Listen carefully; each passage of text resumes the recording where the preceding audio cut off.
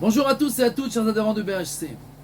Be'alotra et Tanerot, quand tu allumeras le candélabre dans le temple, Aaron reçoit l'ordre d'allumer le candélabre.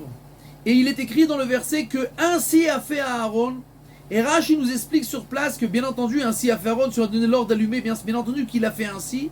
Et Rashi explique, cela vient nous apprendre les louanges de Aaron, qui n'a rien changé de ce que Dieu lui a dit de faire.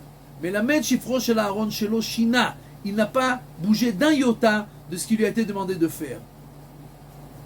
Tous les commentateurs, bien entendu, posent la question, qui aurait pu penser une seule seconde que Aaron changerait ou ferait un changement dans ce que Dieu a demandé de faire? Impensable. Dieu demande de faire quelque chose, on le fait comme il a dit de le faire, bien entendu. Et il y a énormément d'explications sur cette question. Nous allons donner seulement deux explications contradictoires mais complémentaires. La première explication, c'est que, en général, quand quelqu'un fait une nouvelle chose, alors il le fait avec joie, avec enthousiasme. Quelqu'un fait la bar mitzvah, le premier jour il met les tefilines, comme ça il se lève tôt le matin, il dort pas la nuit, il vient tout heureux à la synagogue, il met les tefilines. Après une semaine déjà un peu moins, après un mois un peu moins, etc. Plus le temps passe et moins il est enthousiaste et il fait les choses comme une habitude, un train-train, sans aucune émotion.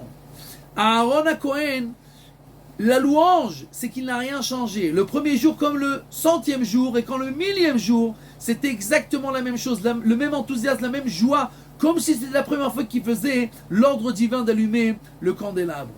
Et la deuxième explication, qui est exactement à l'envers de cette explication, c'est que souvent quand on est enthousiaste et qu'on veut faire du zèle, alors on fait souvent de l'excès de zèle. Et souvent cet excès, il n'est pas bon.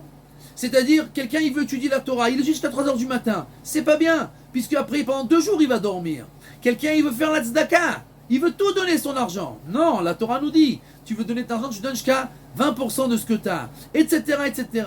On ne peut pas faire plus ou moins que ce qui est écrit dans le Shulchan Aruch, même si on veut faire de l'excès de zèle. La Torah nous enseigne que Aaron, sa louange, c'est que bien qu'il était enthousiaste et qu'il était tellement amoureux d'Akadosh Baruch Hu et des mitzvot, qu'on aurait pu croire qu'il aurait fait encore plus. En lieu de mettre un demi-log dans chaque bougie, il aurait mis un log entier, etc. Donc, il aurait pu faire de plus en plus. Rien du tout. Il a fait exactement ce qui est écrit dans la halakha. Il a fait exactement ce que Dieu lui avait ordonné, même bien qu'il était enthousiaste et qu'il voulait faire du zèle.